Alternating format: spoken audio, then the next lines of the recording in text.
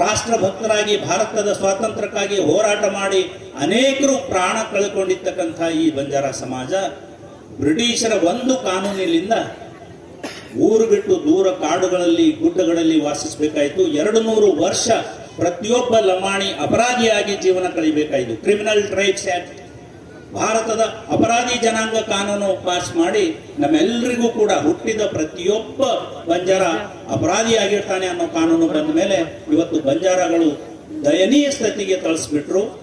ಸ್ವತಂತ್ರ ಆದರೂ ಕೂಡ ಅನೇಕ ಸಮಸ್ಯೆಗಳಿಂದ ನಾವು ಇವತ್ತಿಗೂ ಕೂಡ ಜರ್ಜರಿತರಾಗಿದ್ದೇವೆ, ಕಷ್ಟಕ್ಕೊಳಗಾಗಿದ್ದೇವೆ.